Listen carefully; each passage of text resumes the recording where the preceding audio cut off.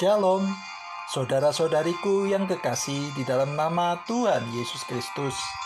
Segera kita akan memasuki konten Buy One Get One.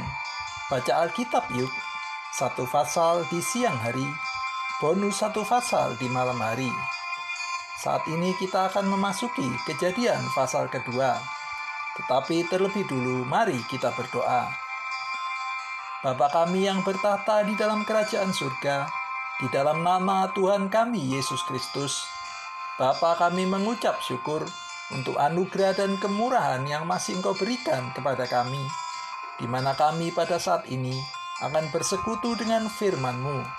Kami mohon penyertaan-Mu dan pengurapan-Mu dalam kami membaca kebenaran firman-Mu, supaya firman-Mu ini boleh hidup di dalam diri kami, dan kami boleh juga menjadi berkat untuk orang-orang di sekitar kami. Urapi kami dengan urapan Roh Kudus-Mu, supaya kami mengerti dengan benar. Singkirkanlah segala selubung yang masih ada di dalam diri kami, Tuhan, supaya kami bisa mengerti kebenaran firman-Mu. Terima kasih untuk kesempatan anugerah ini. Kami berdoa di dalam nama Tuhan kami, Yesus Kristus. Kejadian pasal kedua. Demikianlah diselesaikan langit dan bumi dan segala isinya. Ketika Allah pada hari ketujuh telah menyelesaikan pekerjaan yang dibuatnya itu, berhentilah ia pada hari ketujuh dari segala pekerjaan yang telah dibuatnya itu.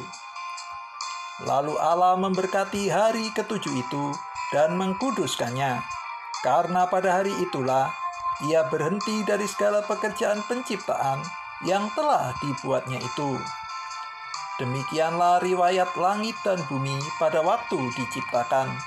Ketika Tuhan Allah menjadikan bumi dan langit, belum ada semak apapun di bumi, belum timbul tumbuh-tumbuhan apapun di padang, sebab Tuhan Allah belum menurunkan hujan ke bumi, dan belum ada orang untuk mengusahakan tanah itu. Tetapi ada kabut naik ke atas dari bumi, dan membasahi seluruh permukaan bumi itu. Ketika itulah Tuhan Allah membentuk manusia itu dari debu tanah dan menghembuskan nafas hidup ke dalam hidungnya. Demikianlah manusia itu menjadi makhluk yang hidup. Manusia dan Taman Eden. Selanjutnya Tuhan Allah membuat taman di Eden di sebelah timur. Disitulah ditempatkannya manusia yang dibentuknya itu. Lalu Tuhan Allah menumbuhkan berbagai-bagai pohon dari bumi yang menarik dan yang baik untuk dimakan buahnya, dan pohon kehidupan di tengah-tengah taman itu, serta pohon pengetahuan tentang yang baik dan yang jahat. Ada suatu sungai mengalir dari Eden untuk membasahi taman itu, dan dari situ sungai itu terbagi menjadi 4 cabang. Yang pertama namanya Pison, yakni yang mengalir mengelilingi seluruh tanah Hawila, tempat emas ada. Dan emas dari negeri itu baik. Di sana ada damar bedola dan batu krisopras. Nama sungai yang kedua ialah Gihon, yakni yang mengalir mengelilingi seluruh tanah Kus. Nama sungai yang ketiga ialah Tigris, yakni yang mengalir di sebelah timur Asyur. Dan sungai yang keempat ialah Efrat. Tuhan Allah mengambil manusia itu dan menempatkannya dalam Taman Eden untuk mengusahakan dan memelihara taman itu. Lalu Tuhan Allah memberi perintah ini kepada manusia. Semua pohon dalam taman ini boleh kau makan buahnya dengan bebas. Tetapi pohon pengetahuan tentang yang baik dan yang jahat itu, janganlah kau makan buahnya. Sebab pada hari engkau memakannya, pastilah engkau mati. Tuhan Allah berfirman, tidak baik kalau manusia itu seorang diri saja. Aku akan menjadikan penolong baginya yang sepadan dengan dia. Lalu Tuhan Allah membentuk dari tanah segala binatang hutan dan segala burung di udara.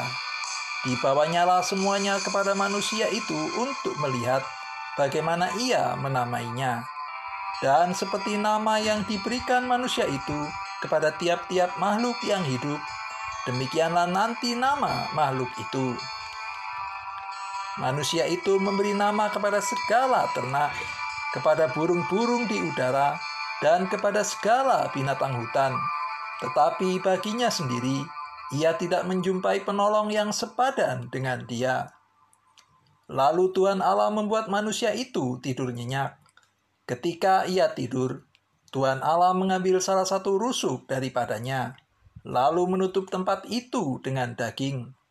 Dan dari rusuk yang diambil Tuhan Allah dari manusia itu, dibangunnyalah seorang perempuan, lalu dibawanya kepada manusia itu. Lalu berkatalah manusia itu, "Inilah dia tulang dari tulangku dan daging dari dagingku. Ia akan dinamai perempuan, sebab ia diambil dari laki-laki. Sebab itu seorang laki-laki akan meninggalkan ayahnya dan ibunya, dan bersatu dengan istrinya, sehingga keduanya menjadi satu daging. Mereka keduanya telanjang, manusia dan istrinya itu, tetapi mereka tidak merasa malu." Puji Tuhan. Saudara-saudariku yang kekasih, bisa mengajukan pertanyaan untuk kita diskusikan. Saya pasti akan menjawabnya. Silakan isi pertanyaan di kolom komen. Terima kasih, Tuhan Yesus memberkati.